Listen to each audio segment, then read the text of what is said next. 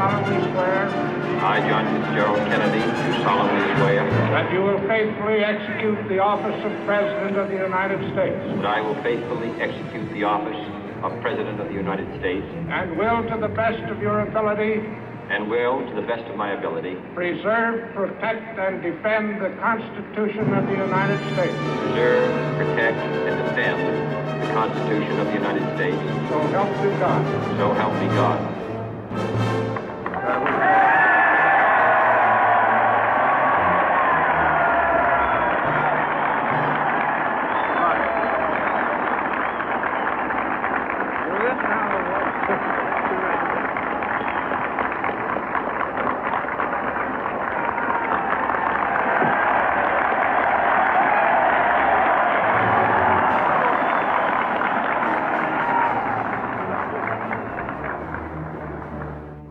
Vice President Johnson, Mr. Speaker, Mr. Chief Justice, President Eisenhower, Vice President Nixon, President Truman, Reverend clergy, fellow citizens. We observe today not a victory of party, but a celebration of freedom, symbolizing an end as well as a beginning, signifying renewal as well as change. For I have sworn before you and Almighty God the same solemn oath our forebears prescribed nearly a century and 3/4 ago. The world is very different now, for man holds in his mortal hands the power to abolish all forms of human poverty and all forms of human life. And yet the same revolutionary beliefs for which our forebears fought are still at issue around the globe.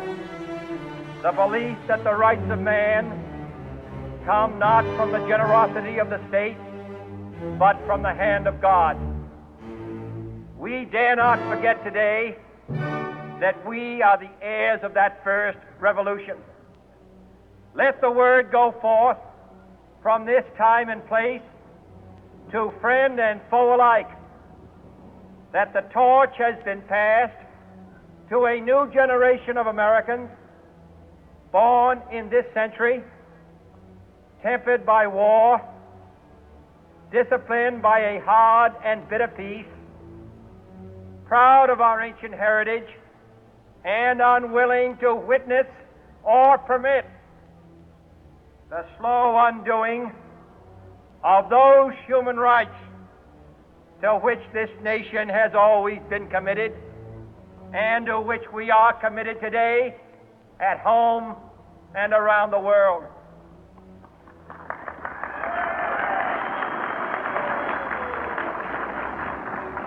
Let every nation know, whether it wishes us well or ill, that we shall pay any price, bear any burden, meet any hardship, support any friend, oppose any foe to assure the survival and the success of liberty.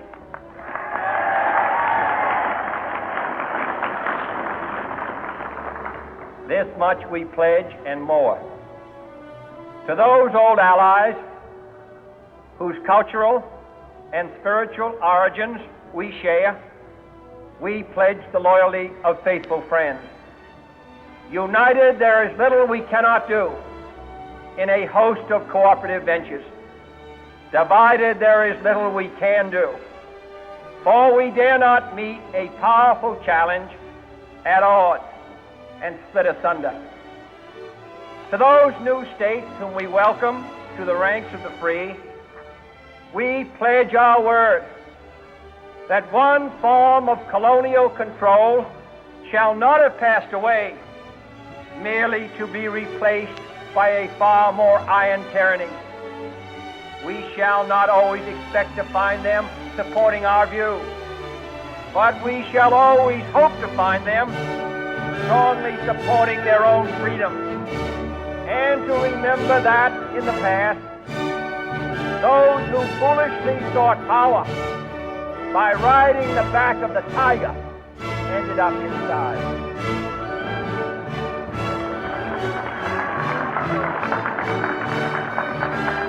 To those people in the huts and villages of half the globe, struggling to break the bonds of mass misery, we pledge our best efforts to help them help themselves.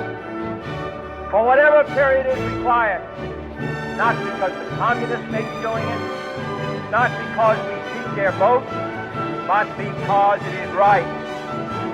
If a free society cannot help the many who are poor, it cannot save the few who are rich.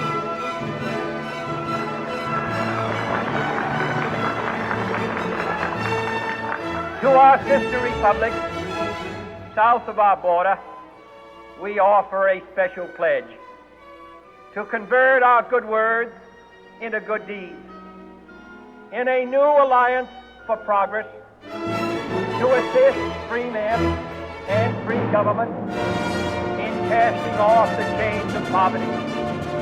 But this peaceful revolution of hope cannot become the prey of hostile powers. Let all our neighbors know that we shall join with them to oppose aggression or subversion anywhere in the Americas. And let every other power know that this hemisphere intends to remain the master of its own house.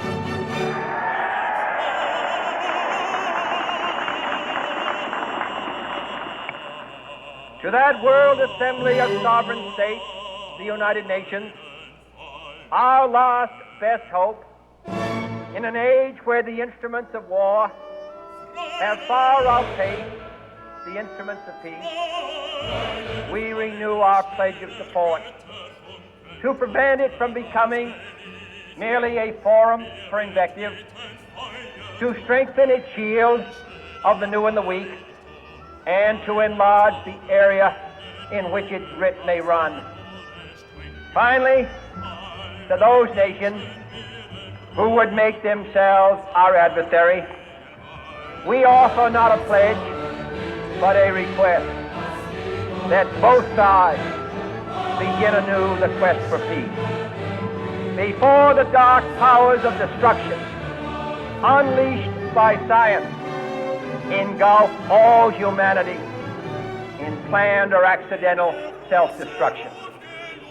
We dare not tempt them with weakness, for only when our arms are sufficient beyond doubt can we be certain beyond doubt that they will never be employed. But neither can two great and powerful groups of nations take comfort from our present course, both sides overburdened by the cost of modern weapons, both rightly alarmed by the steady spread of the deadly atom, yet both racing to alter that uncertain balance of terror that stays the hand of mankind's final war. So let us begin anew, remembering on both sides that civility is not a sign of weakness, and sincerity is always subject to proof. Let us never negotiate out of fear, but let us never fear to negotiate.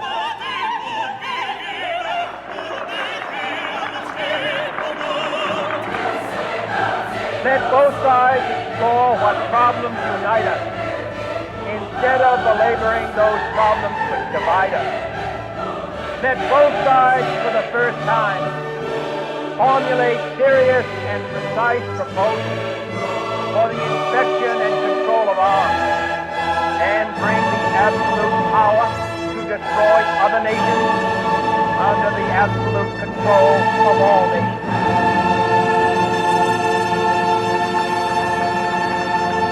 Let both sides seek to invoke the wonders of science instead of its terrors. Together, let us explore the stars, conquer the deserts, eradicate disease, tap the ocean depth, and encourage the arts and commerce. Let both sides unite to heed in all corners of the earth the command of Isaiah to undo the heavy burden and let the oppressed go free. And if a beachhead of cooperation may push back the jungle of suspicion, let both sides join in creating a new endeavor, not a new balance of power, but a new world of law, where the strong are just, and the weak secure, and the peace preserved. All this will not be finished in the first 100 days, nor will it be finished in the first 1,000 days, nor in the life of this administration, nor even perhaps in our lifetime on this planet. But let us begin.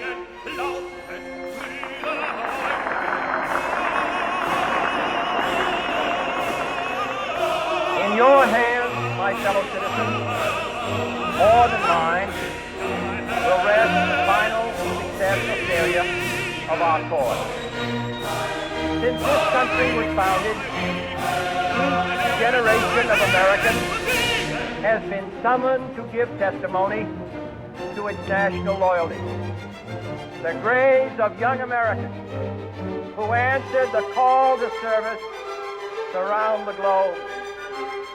Now the trumpet summons us again, not as a call to bear arms, though arms we need, not as a call to battle, though in battle we are, but a call to bear the burden of a long twilight struggle, year in and year out, rejoicing in hope, patient in tribulation, a struggle against the common enemies of man, tyranny, poverty, disease, and war itself.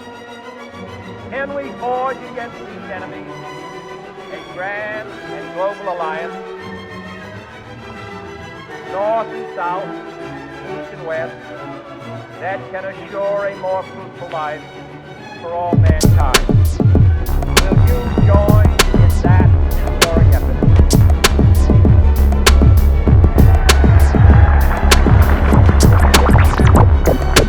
In the long history of the world, only a few generations have been granted the role of defending freedom in its hour of maximum danger. I do not shrink from this responsibility. I welcome it.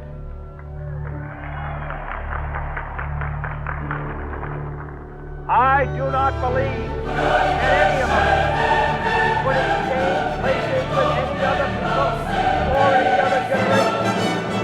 The energy, the faith, the devotion which we bring to this endeavor will guide our country in all service, and the glow from that fire can truly light the world.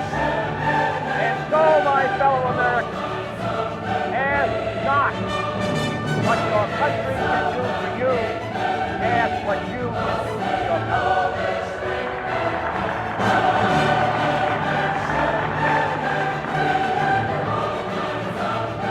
My fellow citizens of the world, ask not what America will do for you, but what together we can do for the freedom of man.